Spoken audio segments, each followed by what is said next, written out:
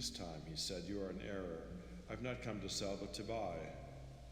There followed a pause during which the dealer seemed to weigh the statement incredulously. The ticking of many clocks among the curious lumber filled the interval of silence. "A looking-glass?" he said hoarsely, and then he paused, repeated more clearly, "A glass for Christmas? Surely not." "I ask you," said Markheim, "for a Christmas present, and you give me this, the damned reminder of years and sins of folly. Will you take the glass? Either you make your purchase or walk out of my shop." Markheim moved a little nearer, with one hand in the pocket of his greatcoat. The long skewer-like dagger flashed and fell. The dealer struggled like a hen, and then tumbled to the floor in a heap. And yet, as he gazed, this bundle of clothes, a pool of blood, began to find eloquent voices. The candle stood on the counter, its flame solemnly wagging in the draught. The whole room was filled with noiseless bustle, and kept heaving like a sea. Faces of the portraits and the china goods changed and wavered like images in water. The clocks began to strike the hour. The terror of the people in the street sat down before his mind like a besieged army. Happy family parties struck into silence around the table, and the mother still, with the raised finger. And yet, in the bulk of the empty house above him, he could surely hear the stir of delicate footing. Chambers of the house were haunted by an incessant echoing, which filled the ears and mingled by the ticking of the clocks. The dark wood carvings of framed pictures that hung against the yellow panels of the wainscot.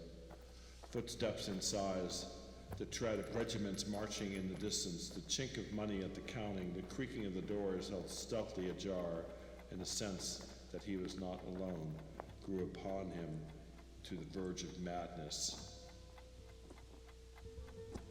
He heard the dead man getting to his legs, and began with a great effort to mount the stairs. A step mounted the stairs slowly and steadily, and presently a hand was laid upon the knob, and the lock clicked, and the door opened.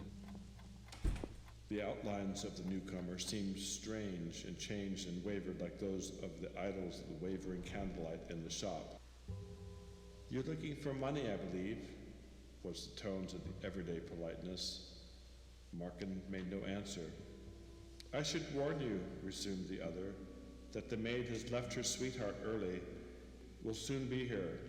If Mr. Markheim is found in this house, I need not describe to him the consequences." "You know me?" cried Markheim. The visitor smiled. "You have long been a favorite of mine," he said, "and I long have observed and often sought to help you. What are you, Markheim? The devil?" "What I may be," returned the other with firmness, "cannot affect the service I propose to render you, for I know you. I look on these things from a different side, and when life is done, my interest falls." "And do you then suppose me such a creature?" asked Markheim. "I behold your race like a starving mariner in a raft, plucking crusts out of the hands of famine and feeding on each other's lives. But I have watched you steadily fall, downward, downward, lies your way, nor can anything but death avail to stop you."